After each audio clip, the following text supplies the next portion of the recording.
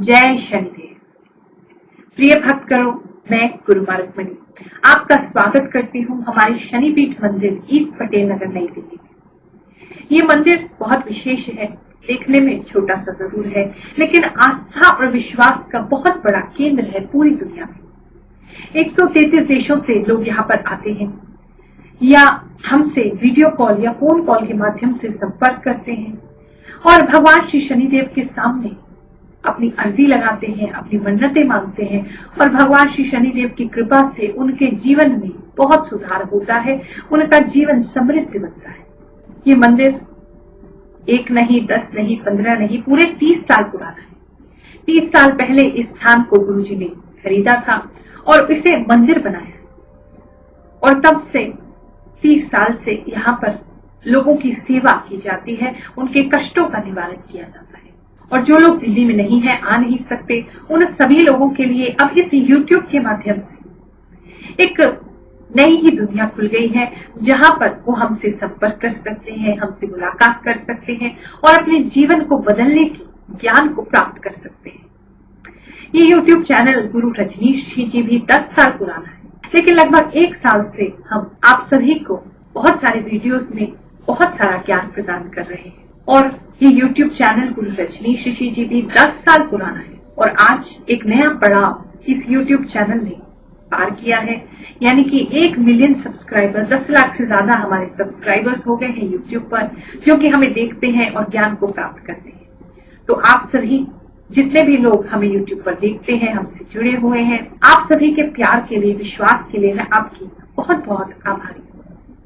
ये चैनल, ये ज्ञान की गंगा ऐसे ही चलता रहेगा, ऐसे ही बढ़ता रहेगा और आप सभी के जीवन को खुशहाल बनाता रहेगा। आज हम जो टॉपिक आपके लिए लेकर के आए हैं वो है कि यदि हम अपनी राशि के अनुसार किसी पेड़ की जड़ को पानी देते हैं, जल देते हैं, तो हम अपने जीवन को, अपने भाग्य को बदल सकते हैं। आप में से बहुत से लोग अधिकतर सुबह सुबह पेड़ को पानी देते ही होंगे, अपने यहाँ के पेड़ पौधों को पानी देते होंगे या तुलसी को जल प्रदान करते होंगे, लेकिन राशि के अनुसार वो कौन सा ऐसा पेड़ है, वो कौन सा ऐसा पौधा है जिसमें इतनी शक्ति है कि वो आपके भाग्य की रेखा को ही बदल दे। तो चलिए आज इसी विषय में हम बात करेंगे। अगर आपने हमारा चैनल सब्सक्राइब नहीं किया है तो अभी इसे सब्सक्राइब कर लीजिए और अपने मित्रों, रिश्तेदारों में से शेयर जरूर करिए, ताकि शीघ्र ही बहुत सारे लोगों को पता चल जाए कि नया चैनल ही राशिफल का हमारा शुरू हुआ है। विषाद्वेषम किम विषया समस्ता दुखी सदा को विषयानुरागी धन्योस्तु को यस्तु परोपकारे कह पूजनीय शिव तत्वनिष्ठा। अर्थात इस संसार में विष से भी बढ़कर विष क्या है? संसार के विषय भोग। इस संसार में दुख किस कारण होता है? इन सभी विषय भोग, सुख सुविधा, संसार की आसक्ति के पीछे भागने से ही दुख होता है। और सुखी कौन है? जो परोपकारी है। श्लोक का अर्थ बहुत आसान है, लेकिन जब आप इसे सुनते हैं या मुझ जैसे किसी ज्ञानी महात्मा से आप ये बात सुनते हैं कि संसार के विषय भोग, संसार में सुख सुविधा, ये सब नश्वर है, बेकार है, इसके पीछे मत भागो, तो सुन तो लेते हो, लेकिन मन इस बात को स्वीकार नहीं कर सकता। क्योंकि आप देखते हैं आपके आसपास के जो लोग हैं वो बड़ी बड़ी गाड़ियों में घूम रहे हैं, बड़े बड़े उनके घर हैं, उनके बच्चे आगे बढ़ रहे हैं, अच्छा कर रहे हैं, तो कहाँ आपको समझ में आएगा कि सुख सुविधा बुरी है, कि इस संसार में आसक्ति करना बुरा है, ये संसार आसार है। ये चीजें आपको समझ में कैसे आएंगी? तो मन इस चीज को स्वीकार नहीं करता, तो एक कान से सुनते हो, दूसरे से निकाल देते हो, क्योंकि किसी संत की निंदा भी नहीं कर सकते और उन्हें गलत भी नहीं कह सकते, लेकिन बात सही भी आपको लगती नहीं। सही कह रही हूँ? सतयुग में, त्रेता युग में या द्वापर युग में कोई भी ज्ञानी अगर इशारे में कोई बात कह देता था तो वो समझ में आ जाती थी, लेकिन आज इस कलयुग में बात इशारों में समझना बहुत मुश्किल है। और आपकी गुरु माँ तो आप जानते ही हैं, नए जमाने के संत हैं, तो आपको मुझे ठीक से समझाना पड़ता है, तभी आप इस बात को समझेंगे। और बात देखो, समझोगे तभी जो मैं आगे उपाय देने वाली हूँ उसमें प्रयोग करोगे, क्योंकि जो उपाय है उसको सफल बनाने के लिए ये जो मैं बात बताने जा रही हूँ ये बहुत जरूरी है, तो इसलिए ध्यान से मेरी बात को समझ। एक कहानी के माध्यम से समझाती हूँ, क्योंकि आप सब मेरे बच्चे हैं और मेरे बच्चे तो कहानी सुने बिना मानते ही नहीं, तो इसलिए कहानी के माध्यम से समझा रही हूँ, बात को ठीक से समझना। एक छोटा बच्चा था, लगभग उम्र रही होगी 7-8 साल की। नाम था उसका उपमन्यु। एक दिन अपनी माता की गोद में जाकर के बैठा और कहता है, माँ मुझे दूध पीना है, मुझे मीठा मीठा दूध पिलाओ माँ, मुझे दूध पीना है। उसकी माँ बोली, बेटा हम बहुत गरीब हैं, हमारे पास ठीक से अन्न खाने को नहीं है, हमारे पास ठीक से रोटी खाने को नहीं है, तो मैं तुझे दूध कहाँ से ला करके, ये तो अमीरों के चोंचले हैं, धनवान ही दूध रोज पी सकते हैं, मैं तुझे दूध नहीं ला पाऊंगी। लेकिन बच्चा जिद पे अड़ गया। उसने कहा, मैंने मामा के यहाँ दूध पिया है, मुझे वैसा ही मीठा दूध पीना है। माँ परेशान हुई, बहुत समझाने का प्रयत्न किया, लेकिन उपमन्यु तो मानने का नाम ही नहीं ले रहा था। बचपन का हट था, मचलने लगा, जिद करने लगा, नहीं मुझे दूध पीना है, नहीं तो मैं कुछ नहीं खाऊं। मजबूरी में माता ने जो उसके घर में कुछ अनाज पड़ा था उसी को कूट करके बारीक करके उसने पानी में घोल के उसको दिया और कहा, ले दूध पी ले। बच्चे ने दूध को जैसे ही मुंह से लगाया और छोड़ करके कहता है, माँ ये असली दूध नहीं, मुझे तो असली दूध पीना है, ये नकली दूध है। माँ रोने लगी, बेटा मेरे पास तेरे लिए बस यही है, मैं तेरे लिए दूध नहीं ला सकती। आज यदि मैं किसी से मांग कर भी तेरे लिए दूध लेकर के आ जाऊं तो रोजाना मैं तुझे दूध नहीं पिला पाऊं। आज यदि मैं तुझे दूध पिला देती हूँ तो तेरी जबान पे फिर दूध चढ़ जाएगा और तू रोजाना उसकी इच्छा करेगा, और इतनी सामर्थ्य, इतना पैसा मेरे पास है नहीं। उपमन्यु ने अपनी माता के आंसू पोंछ करके उससे कहा, माँ तू रो मत, मुझे ये बता कि हम गरीब हैं लेकिन ये अमीर कैसे बनते हैं? मामा या और लोग जो हमारे आसपास के हैं, रिश्तेदार हैं, वो सब अमीर क्यों हैं? माँ ने कहा, बेटा यह हमारे पिछले जन्मों का कर्म फल है, उसी फल के कारण आज हम गरीब हैं। उपमन्यु छोटा बालक है, बिल्कुल निर्दोष है। उसने माँ से पूछा, तो माँ क्या हम इस कर्म के फल को बदल नहीं सकते? माँ ने कहा, बिल्कुल बेटा बदल सकते हैं, यदि भगवान चाहे तो हमारे इस कर्म फल को बदल सकते हैं। उपमन्यु ने फिर पूछा, माँ तो भगवान कैसे प्रसन्न होंगे? माँ ने कहा, भगवान तो भक्ति से प्रसन्न होते हैं। अगर तूने भगवान को प्रसन्न कर लिया तो एक गिलास दूध क्या भगवान तुझे क्षीर सागर दे देंगे, यानी कि पूरे दूध का समुद्र दे देंगे। बालक को बात समझ में आई, भगवान इतने शक्तिशाली होते हैं, यदि मैं मांगूंगा तो वो मुझे पूरा समुद्र दे देंगे दूध का। माँ ने कहा, हाँ बस उनको प्रसन्न करना हो। उपमन्यु ने माता से पूछा, तो माँ मैं कैसे प्रसन्न करूं? माँ ने उसे एक मंत्र बताया। उसी क्षण उपमन्यु ने अपने घर को छोड़ा और पास के एक पेड़ के नीचे जाकर के बैठ गया और भगवान का मंत्र जपने लगा। बिना खाए पिए वो मंत्र का जाप करता रहा। ना उसने दिन देखी, ना उसने रात देखा, और समय बीतते लगा। समय बीतता रहा, लेकिन उसने अपना जाप नहीं छोड़ा। उसके मन में एक लगन थी कि मैंने भगवान को प्रसन्न करना है और करके ही रहना है। अब चाहे इसमें प्राण भी चले जाए, चाहे कुछ भी हो जाए, मैंने भगवान को प्रसन्न करके ही रहना है। एक छोटा बालक है, उसके अंदर इतना हट है, उसके अंदर भगवान को पाने की इतनी चाह है, भगवान को प्रसन्न करने का इतना मनोबल है कि जो कुछ भी हो जाए भगवान को प्रसन्न करके ही रहूंगा। लेकिन हम लोग 4 दिन यदि कोई मंत्र दिया जाए, 4 दिन आपको कहा जाए कोई उपाय करने के लिए, तो 10-15 दिन करोगे, 20 दिन करोगे, फिर मन उठ जाए, फिर विश्वास उठ जाएगा कि इससे तो कुछ हो नहीं रहा। लेकिन यही बात ऐसे समझो, यदि आपका प्रेमी प्रेमिका, बॉयफ्रेंड गर्लफ्रेंड या आपकी पति पत्नी कोई रूठ जाए तो क्या उनको मनाओगे नहीं, या थोड़े से बार मना के छोड़ दोगे, या ये बैठ लोगे कि सोच लोगे तो हमारी किस्मत है, हम इतना नहीं मना सकते, थोड़े सा प्रयास करके बैठ जाओगे? नहीं ना, तब तक का मनाते रहोगे जब तक कि वो मान ना जाए। तो ईश्वर को भी तो ऐसे मनाओ, उतने ही लगन से, उतने ही विश्वास से कि जब तक मान नहीं जाते हम तो मनाते ही रहेंगे। तो ईश्वर से विश्वास अपना मत तोड़ो। इस बालक उपमन्यु की तरह विश्वास दृढ़ होना चाहिए कि भगवान को तो प्रसन्न करना ही करना है, अपने कर्मों के फल को बदलना ही है, अपने दुख और कष्टों से बचना ही है, इसको हमने समाप्त करना ही है। और जब तक नहीं हो जाता हम हार नहीं मानेंगे। अब इतनी घनघोर तपस्या देखकर इंद्र का सिंहासन भी डोलने लगा। इंद्रदेव सीधा भगवान शंकर के पास पहुंचे और जाकर के उसको बोला कि प्रभु, एक बालक है और वो आपके मंत्र का जाप कर रहा है, आप कृपया उसको जाकर के आशीर्वाद दो। भूखा प्यासा है, कुछ खाया नहीं उसने, केवल आपके मंत्र का जाप किए जा रहा है, आपके दर्शन के लिए ललायित है। भगवान शंकर वहां से इस बात को सुन के अंतर ध्यान हो गए। कुछ क्षण पश्चात उस बालक के पास इंद्र देवता इरावत हाथी पर बैठ करके आए। इंद्र देवता ने कहा, हे बालक, तू भगवान शंकर की उपासना क्यों करता है? अगर तुझे कुछ करना है तो मेरा नाम ले। यदि तू मेरा नाम लेगा तो इस संसार में मैं तुझे सब कुछ दे दूंगा। ये सुनकर के उपमन्यु ने कहा कि हे इंद्रदेव, आप देवता हैं, आप पूजनीय हैं, मैं आपको नमन करता हूँ, लेकिन अपने आराध्य के लिए मैं कुछ भी नहीं सुनूंगा। मेरे भोलेनाथ को, मेरे शिव शंकर को, मेरे आराध्य को कुछ मत कहना। आप यहाँ से चले जाओ, मुझे कुछ नहीं चाहिए। और अब तो मुझे केवल उनका दर्शन चाहिए। जब तक वो स्वयं आकर के दर्शन नहीं करते, मैं उनका नाम लेता रहूं। इस बात को सुन के सीधा भगवान शंकर वहां प्रकट और बोले कि उपमन्यु, मैं तेरी अचल भक्ति से बहुत प्रसन्न हूँ। मैं ही था जो इंद्र के रूप में तेरी परीक्षा ले रहा।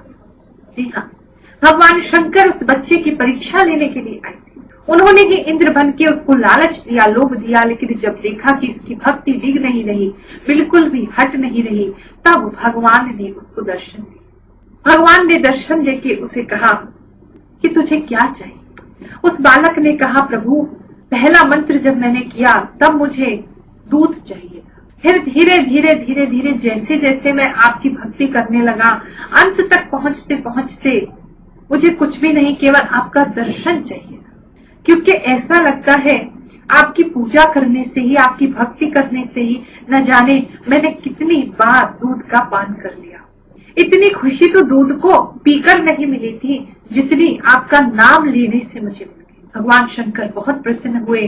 उन्होंने उपमन्यु को एक नहीं, दो नहीं, 1000 गाय प्रदान की। फिर गाय को रखने के लिए गौशाला भी थी। गौशाला को चलाने के लिए उन्होंने उसको बहुत सारा चारा भी दिया। अब गायों का ख्याल रखने के लिए उन्होंने उसको और उसकी माता को एक भवन, एक बड़ा सा घर भी दिया और सारी सुख सुविधाएं धन धान्य से परिपूर्ण करके भगवान शंकर उपमन्यु को आशीर्वाद देके अंतर ध्यान।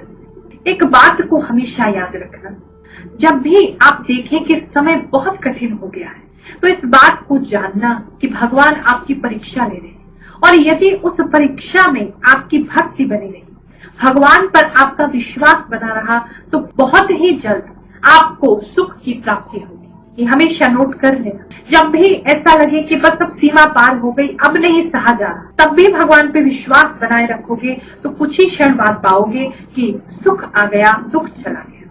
ये एक संकेत होता है। ये अंतिम जब सुख आने वाला है, उससे पहले दुख बहुत बढ़ जाता है, लेकिन वो परीक्षा है। यदि उस समय आपने विश्वास खो दिया तो फिर अपनी मंजिल तक नहीं पहुंच पाओगे, सुख को प्राप्त नहीं कर पाओगे। इसलिए उस बात का हमेशा ध्यान रखना। यदि कष्ट बहुत बढ़ गया है तो समझ लो बस मंजिल मिलने ही वाली है, लेकिन भगवान पे विश्वास मत छोड़ो।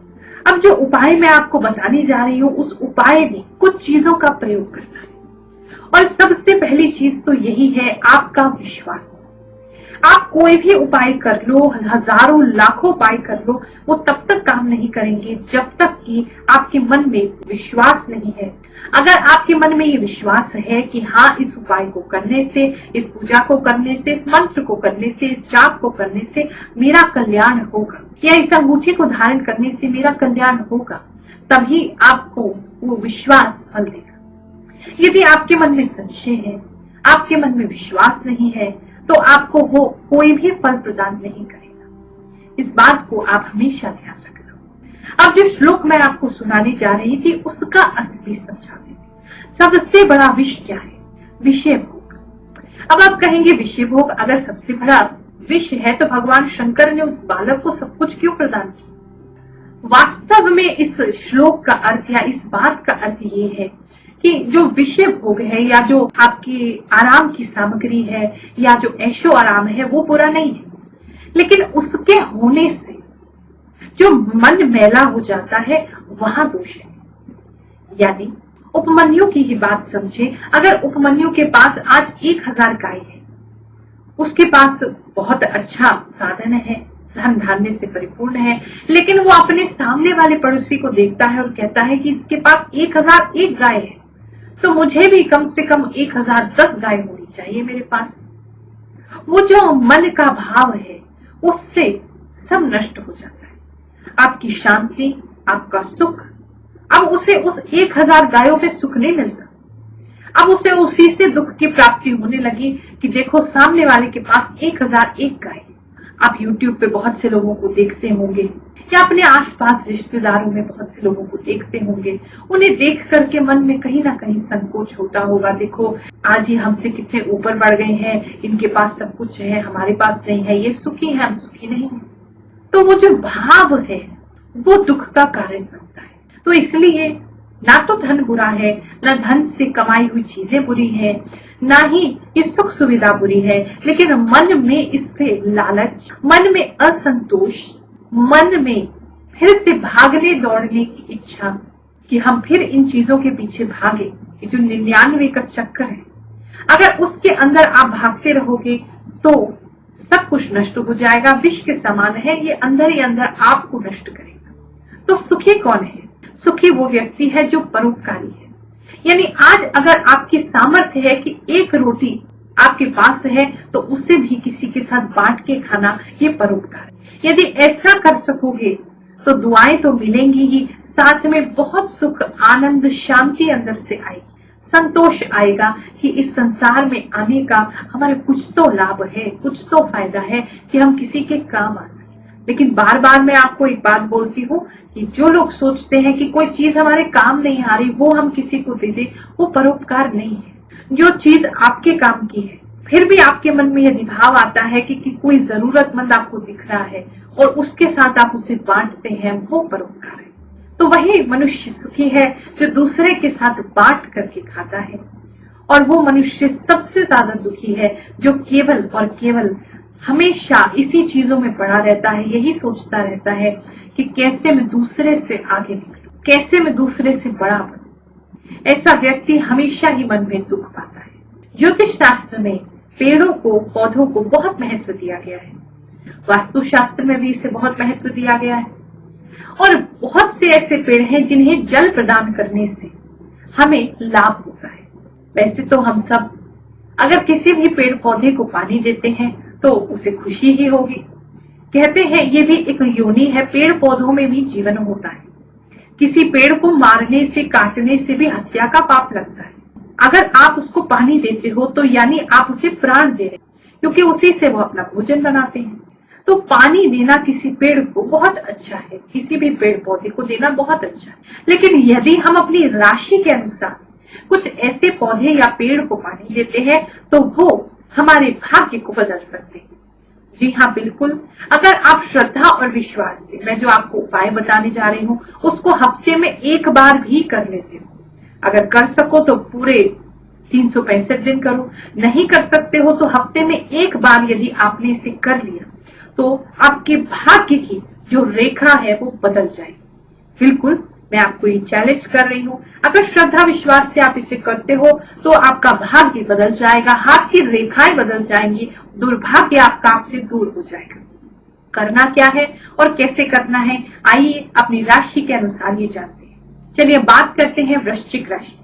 अगर आपकी राशि वृश्चिक है यानी कि स्कॉर्पियो है, आपकी जन्म कुंडली के अनुसार या आपके नाम के अक्षर के अनुसार, तो आपने खैर का जो पेड़ होता है उस पेड़ को आपने पानी देना है। और ये पानी आप अगर मंगलवार को देते हैं, हर मंगलवार को देते हैं, तो ये आपके लिए बहुत ही शुभ रहेगा। और यदि ये पेड़ आपके आसपास है या इसका पौधा आप अपने घर में लगा सकते हैं तो इसे रोजाना जल देना आपके लिए बहुत ही शुभ रहेगा।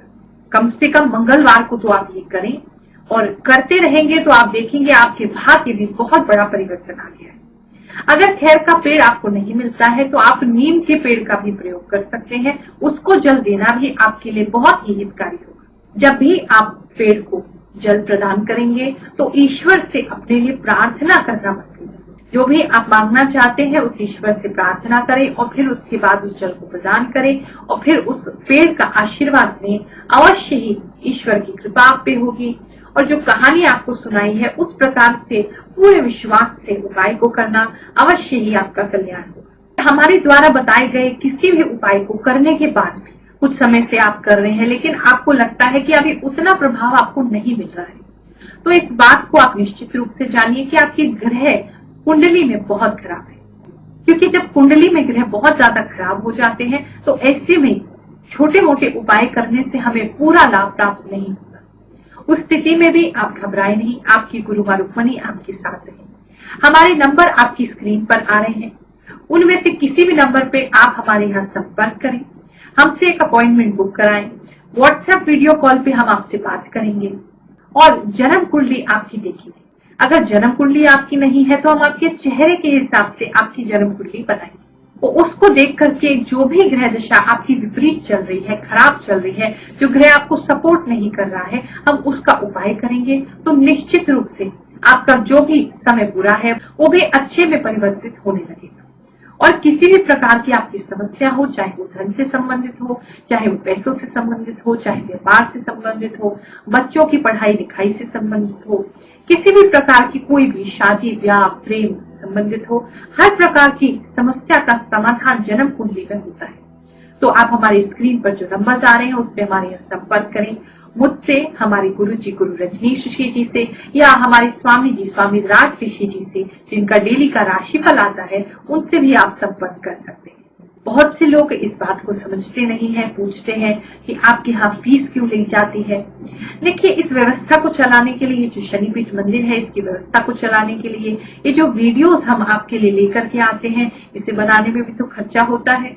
डेली के हमारे यहाँ इतने सारे वीडियोस अपलोड होते हैं आपके लिए, आपको ज्ञान प्रदान करने के लिए, तो उसका जो खर्चा है और जो सामाजिक कार्य हम लोग करते हैं, सबसे पहले तो महायज्ञों का आयोजन किया जाता है समय समय पर, और जो भी हमारे यहाँ धार्मिक अनुष्ठान होते हैं उसके अलावा जो हर शनिवार मंगलवार को हम लोग प्रसाद वितरण करते हैं, हलवे का प्रसाद बांटते हैं गरीबों के बीच में, जो भी भक्त आते हैं उनके बीच में।